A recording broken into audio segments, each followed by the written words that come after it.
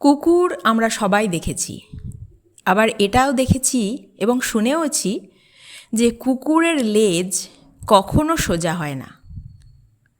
কিন্তু ভেবে দেখেছো কি বন্ধুরা, কুকুরের লেজ কেন বাঁকা? আজ আমার গল্পে সেটাই তোমাদের জানাবো।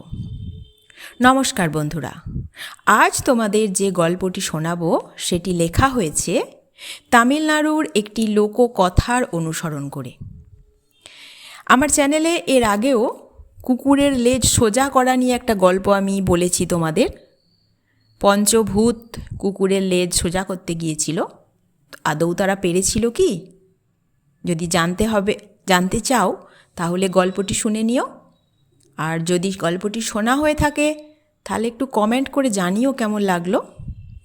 আজকের গল্পটি শোনার আগে আমার চ্যানেলের ভিডিও ও গল্পগুলো তোমাদের ভালো লেগে থাকলে চ্যানেলটি সাবস্ক্রাইব করো, আর লাইক, কমেন্ট এবং শেয়ার করে পাশে থেকো, যাতে তোমাদের আরও ভালো ভালো গল্প আমি শোনাতে পারি।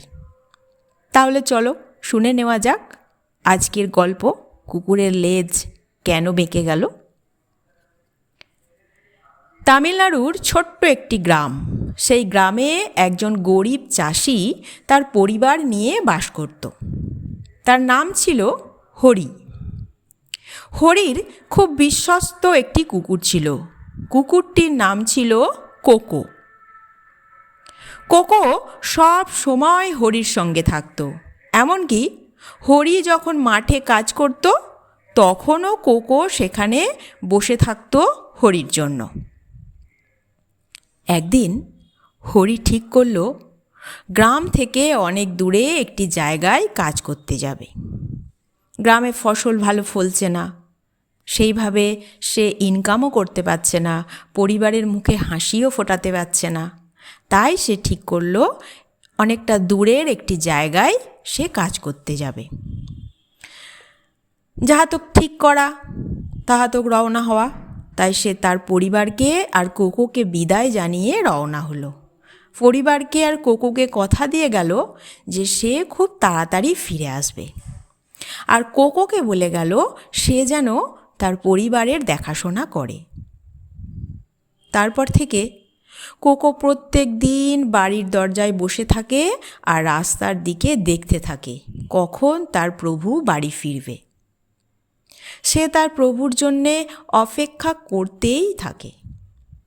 এইভাবে দিনগুলি পার হয়ে সপ্তাহ, সপ্তাহ পার হয়ে মাস, আর মাস পার হয়ে বছর পেরিয়ে যায়। বছরের পর বছর পেরিয়ে গেল। কোকোর ভালো করে খাবারও জোটে না। তবুও সে সেই গ্রাম ছেড়ে, সেই বাড়ি ছেড়ে পালিয়ে যায়নি। কষ্ট সহ্য করেও সে তার প্রভুর জন্যে অপেক্ষা করতে লাগল। এইভাবে 12টা বছর কাটল। একদিন হঠাৎ করেই ক্লান্ত বিধ্বস্ত হয়ে হরি গ্রামে ফিরল। যখন সে বাড়ির দরজার কাছে এলো, দেখল কোকো তার জন্যে অধীর আগ্রহে অপেক্ষা করছে। তাকে দেখে সে খুশিতে লেজ নাড়তে শুরু করল। আনন্দিত হয়ে হরিও কোকোকে জড়িয়ে ধরল। তাদের দুজনের চোখ দিয়ে আনন্দ অশ্রু পড়তে লাগল। এই ঘটনার পর থেকেই গ্রামবাসীরা লক্ষ্য করল কোকোর লেজটি বেঁকে গেছে। তারা বলল, নিশ্চয়ই মাস্টারের জন্যে অপেক্ষা করতে করতেই কোকোর লেজ বেঁকে গেছে। আর সেই দিন থেকে তামিলনাড়ুর সংস্কৃতিতে, তামিলনাড়ুতে এটা বলা হয়ে থাকে যে কুকুরের বাঁকা লেজ হলো তার বিশ্বস্ততার প্রতীক। সে যে তার প্রভুর প্রতি কতটা বিশ্বস্ত তার প্রতীক, তার চিহ্ন হচ্ছে এই কুকুরের বাঁকা লেজ।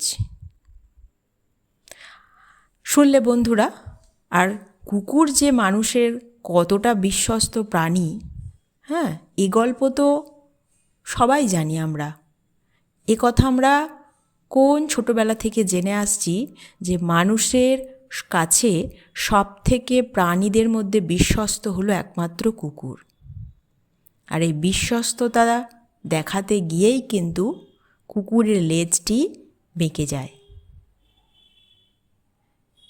আর এই গল্পটি থেকে আমাদের এই শিক্ষা দেয় যে জীবনের যে কোনো পরিস্থিতিতে প্রিয়জনদের পাশে থাকতে হয়, প্রিয়জনদের প্রতি ভরসা রাখতে হয়।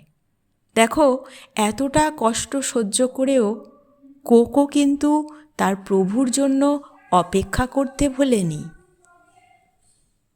শুনলে বন্ধুরা, কেমন লাগলো গল্পটি? একটু লাইক, কমেন্ট, শেয়ার করে জানিও। ধন্যবাদ।